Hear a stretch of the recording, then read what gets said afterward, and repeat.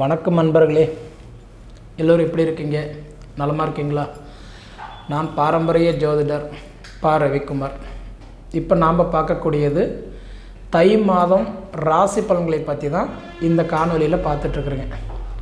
இந்த தை மாதம் பிறக்கக்கூடிய தருணம் பார்த்திங்க அப்படின்னா நிகழும் மங்களகரமான சோபகிருது வருடம் தை மாதம் 1ஆம் தேதி திங்கட்கிழமை அதிகாலையில், அதாவது பார்த்தோன்னா சதய நட்சத்திரம் 4ஆம் பாதத்தில் கும்ப ராசியில் தனுசு லக்னத்தில் தாங்க இந்த தை மாதம் பிறக்கப்படுது. அதுவும் பார்த்திங்க அப்படின்னா ராகு பகவானுடைய திசையில் 318 டிகிரியில் தான் இந்த தை மாதம் பிறக்கப்படுதுங்க. அப்படி பார்த்திங்க அப்படின்னா இன்றைக்கி காலப்புருஷ தத்துவத்துப்படி பார்த்திங்கன்னா இன்றைக்கி 9வது ராசி மகர ராசியுடைய வாழ்க்கையில் என்னென்ன மாற்றங்களை இந்த தை மாதம் கொடுக்க போகுது அதை பற்றி தான் இந்த காணொலியில் இப்போ பார்க்க போகிறேங்க.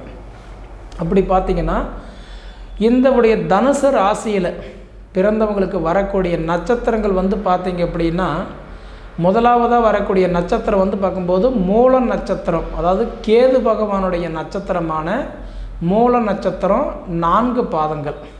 அதன் பிறகு வரக்கூடிய சுக்கிர பகவானுடைய நட்சத்திரமான இன்றைக்கி பூராடு நட்சத்திரம் 4 பாதங்கள். அதன் பிறகு வரக்கூடிய இன்றைக்கி சூரிய பகவானுடைய நட்சத்திரமான உத்திராட நட்சத்திரம் 1 பாதம். அப்போ 3 நட்சத்திரங்கள் 9 பாதங்கள் அடங்கிய மிக ஒரு அருமையான ராசி, அதாவது இந்த தனுசு ராசி. இந்த தனுசு ராசிக்கு அதிபதி யார் அப்படின்னா குரு பகவான். நவ கிரகங்கள்லேயே ராஜான்னு சொல்லக்கூடியவர் யாருன்னா குரு பகவான் தானுங்க. அந்த ராசியில் பிறந்தவங்களுக்கு இந்த தை மாதம் எப்படி இருக்கும் அப்படின்னு பார்த்தீங்கன்னா, இதுக்கு முன்னாடி நம்ம எந்த கோயில் பெருசாக இருக்குது, எந்த கோயில் பேர் வாங்கியிருக்கு, எந்த கோயில் பார்த்திங்கன்னா ஒரு ஆடம்பரமாக இருக்குது அப்படின்னு தேடி தான் போனோமே தவிர நம்ம ராசிக்கு எந்த கோயிலுக்கு போனால் நல்லாயிருக்கும் அப்படின்னு நம்ம எப்பயுமே விரிவாக பார்த்துருக்க மாட்டோம். அப்படி பார்த்திங்க அப்படின்னா பொதுவாக எல்லாத்துக்குமே இப்போ முதல் கடவுள் யார், தாய் தந்தைன்னு சொல்லலாம். அதுக்கு அடுத்தது குலதெய்வம்னு சொல்லலாம். இது ரெண்டுமே வழிபடுறது ரொம்ப நல்லது. ஆனால் இதையும் தாண்டி பார்த்திங்கன்னா நம்ம போக வேண்டிய ஆலயம் எது போனால் நல்லது அப்படின்னு பார்த்திங்கன்னா, அதாவது பார்த்தோன்னா ஸ்ரீ வாராகி அம்மன். ஸ்ரீ வாராகி அம்மனுடைய ஆலயம் போயிட்டு வந்தால் நல்லதுங்க. தஞ்சை பெரிய கோயில் இருக்குங்க. அப்படி பார்த்திங்கன்னா தஞ்சை பெரிய கோயில் இருக்கக்கூடிய, அதாவது புத்திர கோஷம் மங்கையை வழிபாடு செய்துட்டு வந்தால் நிச்சயம் உங்களுக்கு ரொம்ப மாற்றங்கள் கொடுத்துடுவார். அதாவது ஸ்ரீ வாராகி அம்மன் தஞ்சை பெரிய கோயில் இருக்கக்கூடிய புத்திர கோஷ மங்கை அப்படின்ற ஒரு கோயிலில் போய் நீங்கள் ஒரு அர்ச்சனை பண்ணிட்டு வந்தால் கண்டிப்பாக சொல்கிறேன் உங்களுக்குள்ளார நிறைய மாற்றத்தை கொடுத்துருவாருங்க. அப்படி பார்க்கும்போது உங்களுக்கு உங்கள் ராசிக்கு அதிபதி குரு பகவான் இன்றைக்கி இருக்கும்போது குருவுடைய பார்வையும் உங்கள் மேலே தான் பட்டுக்கிட்டு இருக்குங்க. ஏன்னா குருவுடைய பார்வை 5, 7, 9. அப்போ 5ஆம் இடமாக பார்த்தீங்கன்னா இப்போ குரு எங்கே இருக்கிறாருன்னா மேசத்தில் இருக்கிறாரு. மேசத்தில் ஜென்ம குருவாக இருக்கிறாரு. மேசத்துக்கு குரு பகையாக இருக்கிறாரு. அப்படி குரு பகையாக இருந்து 5ஆம் இடமா சிம்ம ராசி, 7ஆம் இடமா துலா ராசி, 9ஆம் இடமா தனுசு ராசி, உங்கள் ராசி தான் பார்த்துட்ருக்கிறாரு. குரு பார்த்தா கோடி புண்ணின்னு சொல்லுவாங்க. பொதுவாக குரு எல்லாரையுமே பார்த்துட மாட்டார். 5, 7, 9 3 பேர் தான் மேக்ஸிமம் பார்ப்பார். அப்போ அந்த 9ஆவதாக பார்க்கக்கூடிய ராசி தனுசு ராசி, தன் சொந்த வீட்டையே பார்க்குறாரு குரு. அப்படி பார்க்கும்போது இது தை பிறந்தால் வழி பிறக்கும். ஏன்னா 2023 ஏகப்பட்ட கஷ்டத்தை அனுபவிச்சிட்டிங்க.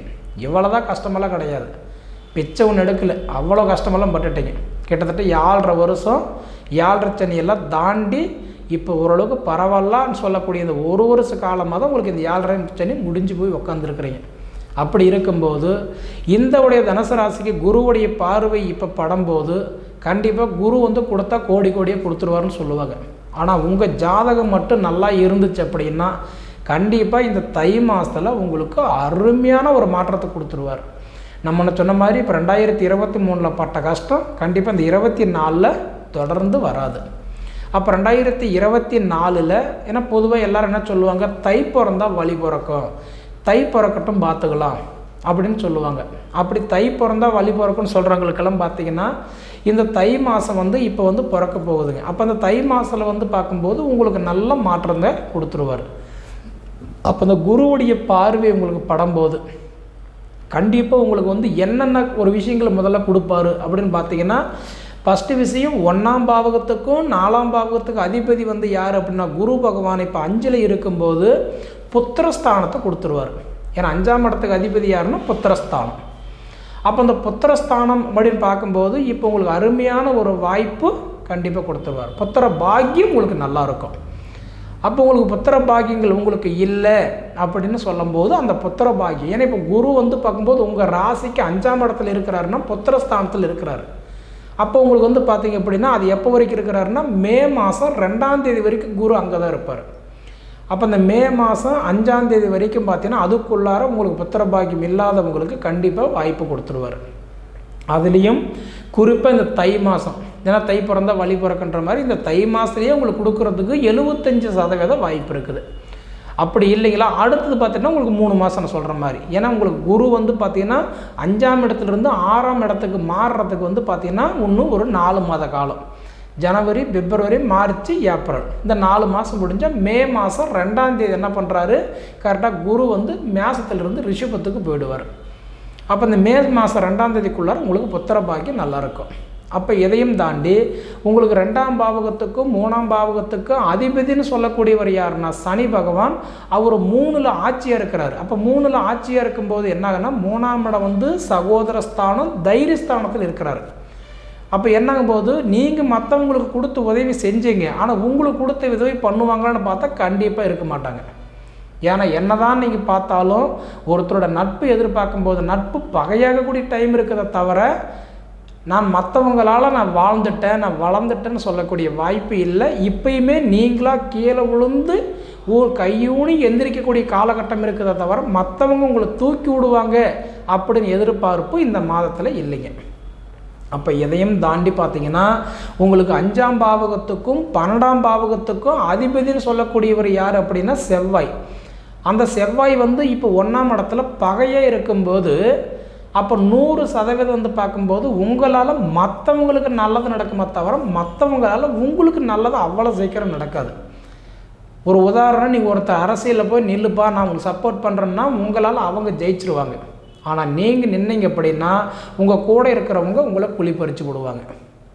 அப்போ இது வரைக்கும் நம்பி நம்பி நம்பி நம்பி கெட்டு போய் உட்காந்துருக்கிற ராசி யாருன்னா இந்த தனுசு ராசி தான்.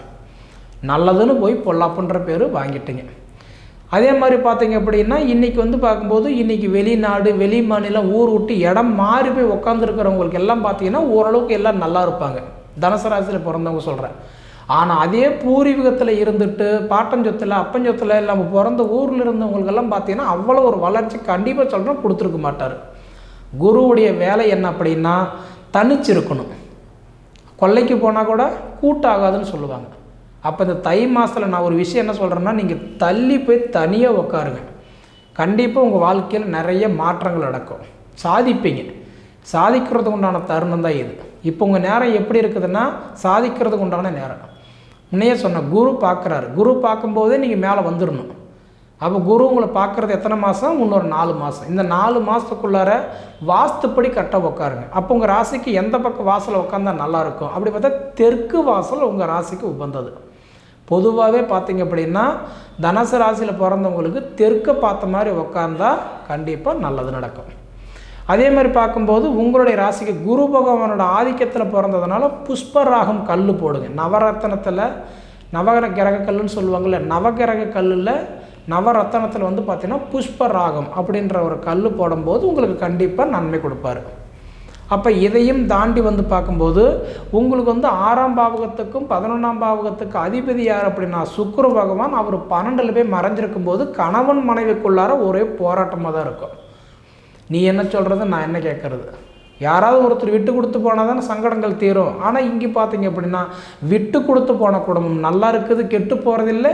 ஆனால் விட்டு கொடுக்கக்கூடிய நிலைமை அதிக பேருக்கு இல்லாமல் இதனால் தர்ம சங்கடத்திலேயே இருப்பீங்க. அப்போ முதல்ல கணவன் மனைவி, ஏன்னா உங்களுக்கு சுக்கிரன்றது மனைவி, அது 12ஆம் இடத்துல மறையும் போது 12ல் எக்கிரகம் மறையுதோ அக்கிரக அஸ்தனம்னு சொல்லலாம். அப்போ அந்த தை மாதத்தில் கணவன் மனைவிக்குள்ளார சின்ன சின்ன விரிசல்கள் வர்றதுக்கு வாய்ப்பு இருக்குது. கொஞ்சம் ஜாக்கிரதையாக இருக்கிறது நல்லதுங்க. அப்போ இதையும் தாண்டி பார்க்கும்போது உங்களுக்கு 7ஆம் பாவகத்துக்கும் 10ஆம் பாவகத்துக்கு அதிபதி யார் அப்படின்னு பார்த்தீங்கன்னா புதன் பகவான். அந்த புதன் பகவானும் பார்க்கும்போது இப்போ 1ஆம் இடத்துலேயே அவர் இருக்கிறார். இப்போ 7ஆம் இடம்னா திருமணஸ்தானத்துக்கு அதிபதி. அப்படி பார்த்தீங்கன்னா ஆயக்கலைகள் 64க்கு அதிபதி யாருன்னா புதன் பகவான்.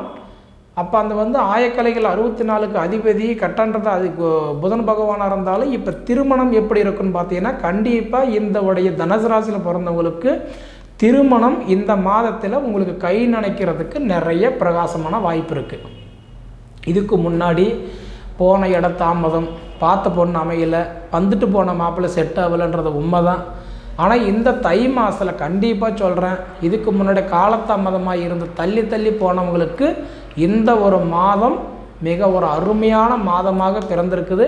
தை மாதத்தில் திருமண தடையாக இருந்தவங்களுக்கு கண்டிப்பாக சொல்கிறேன், திருமணம் கைக்குடி வரத்துக்கு 100% வாய்ப்பு இருக்குதுங்க. அதே மாதிரி பார்த்துட்டிங்கன்னா உங்களுக்கு 9ஆம் பாவகத்துக்கு அதிபதி சூரிய பகவான் அவர் 2ஆம் இடத்துல இருக்கிறார். 2ஆம் இடத்துல சூரிய பகவான் இருக்கிறது ரொம்ப நல்லதுங்க. ஏன்னா 2ஆம் இடம்னா யார்? குடும்பஸ்தானம், அதாவது கல்வி ஸ்தானம், தனஸ்தானம் மெயினாக. அப்படி பார்த்தீங்கன்னா தனம்ன்றது பணம். அப்போ ஏதாவது ஒரு ரூபத்தில் பார்த்தீங்கன்னா உங்களுக்கு ஓரளவுக்கு கடன் இருந்தாலும் சரியாகிறதுக்கு வாய்ப்பு இருக்குது. தொழில் 15 சம்பாதிக்கிறதுக்கு வாய்ப்பு இருக்குது. இழந்தது பிடிக்கிறதுக்கு வாய்ப்பு இருக்குது. படிப்பில் கொஞ்சம் அதாவதுன்றது இதுக்கு முன்னாடி கொஞ்சம் தாமதமாக இருந்தாலும் இப்போ படிப்பு கண்டிப்பாக நல்லாயிருக்கும். கிட்டத்தட்ட பார்த்திங்கன்னா படிப்பே இல்லைன்னு இருந்தவங்களுக்கு கூட இதுக்கு மேலே கொஞ்சம் படிப்பு நல்லாயிருக்கும். 2வது ரேங்கு 3வது ரேங்கு வாங்கிட்டு இருக்கிறான்னு சொல்லி கவலைப்பட்டால் கூட 1வது ரேங்கு வரத்துக்கு கூட வாய்ப்பு இருக்குது. மொத்தத்தில் ஸ்கூல் காலேஜிலலாம் பார்த்திங்கன்னா நல்ல ஒரு மார்க் வாங்குறதுக்கு உண்டான தருணம் இந்த உடைய நேரம். ஏன்னா இதுக்கு முன்னாடி எப்படியோ இதுக்கு மேலே கல்வி நல்லா இருக்குது தனுசு ராசி நேயர்களுக்கு. இருந்தாலும் பொதுவாக சொல்லணும் அப்படின்னா உங்களுக்கு நடந்துக்கிட்டு இருக்கக்கூடிய நேரம் அதாவது பூர்வ புண்ணிய குருவாக இருக்கிறதுனால, ஆனால் பூர்வீக ஸ்தானம் முதல்ல உங்களுக்கு நல்லா இருக்கான்றதை மட்டும் பார்த்துக்கோங்க. ஒவ்வொரு ஜாதகத்திலையுமே நான் என்ன சொல்கிறேன்னா உங்களுடைய ஜாதகத்தில் பூர்வீக ஸ்தானம் முதல்ல நல்லா இருக்கணும், 5ஆம் இடம் நல்லா இருக்கணும். ஏன்னா பூர்வீக புண்ணிய ஸ்தானம் நல்லா இருந்தால் மட்டும்தான் கண்டிப்பாக சொல்கிறேன் ஒரு மனதினால் சாதிக்க முடியும். ஏன்னா அதே மாதிரி தலச குழந்தையாக பிறந்துட்டோம் அப்படின்னா திருடனாக கூட பிறந்துடலாம், தலசம் பிள்ளையாக மட்டும் பிறக்கூடாதுன்னு சொல்லுவாங்க. அப்போ தலசம் பிள்ளையாக பிறந்து பூர்வீக புண்ணிய தோஷம் இருந்து பூர்வீஸ்தானம் சரியில்லை அப்படின்னா கண்டிப்பாக உங்களால் வாழ்க்கையில் மேலே வர முடியாது. அப்போ உங்கள் ஜாதகம் எப்படி இருக்குதுன்றது ஒரு தடவை பார்த்துக்கிடுங்க. அதே மாதிரி கல்யாணம் ஆகலை, எப்படி பார்த்தாலும் தாமதமாகுதுங்க அப்படின்னு சொன்னீங்கன்னா உங்களுக்கு திருமணஸ்தானம் நல்லா இருக்குதுன்னு பாருங்கள், 7ஆம் இடம் நல்லா இருக்கான்னு பாருங்கள். அப்போ 7ஆம் இடத்துல மெயினாக தாரதோஷன்றது இருந்தது அப்படின்னா தட்டத்துக்கு தாலி வந்தால் கூட தாமதமாகும். கல்யாணம் பண்ணுறதுக்கு பத்திரிக்கை அடித்தாலும் பந்தலை போட்டாலும் இன்றைக்கி இழிச்சு போடக்கூடிய நிலைமை தான். உங்களுக்கு 7ஆம் இடம் நல்லா இருக்கா? பொதுவாக ஒருத்தருடைய பொது பலனில் நம்ம ஒரு விஷயம் சொன்னோம்னா 1 கோடி பேர் இருக்காங்க அப்படின்னா 1 கோடி பேருக்குமே இது பொருந்தும். ஆனால் இண்டிவிஜுவலாக உங்கள் ஜாதகத்தை கொடுத்து கரெக்டாக இருக்கா, அது பலமாக இருக்கா இல்லை பலவீனமாக இருக்கா அப்படின்றது ஒரு தடவை தெரிஞ்சுக்கிடுங்க. சரிங்களா? சரி நேயர்களே, மொத்தத்தில் தனுசு ராசிக்காரங்களுக்கு 2023 பட்ட கஷ்டம் 24 கண்டிப்பாக சொல்கிறேன் படமாட்டீங்க, பயப்பட வேண்டாம். சரிங்களா? 100% அருமையான ஒரு தருணம், அருமையான ஒரு நேரம், நீங்கள் பயப்பட தேவையில்லை. இருந்தாலும் அதாவது இதுக்கு முன்னாடி நம்ம ஃபீனிக்ஸ் ஆன்மீக சேனலை சப்ஸ்கிரைப் பண்ணாதவங்க சப்ஸ்கிரைப் பண்ணிக்கோங்க, உங்கள் நண்பர்களுக்கு ஷேர் பண்ணுங்கள். எதையும் தாண்டி உங்களுடைய பொன்னான நேரத்தை ஒதுக்கி எவ்வளோ நேரம் என்னுடைய காணொலியை முழுமையாக பார்த்ததுக்கு என் மனசிலிருந்து கேட்டுக்கிறேனுங்க. நன்றி.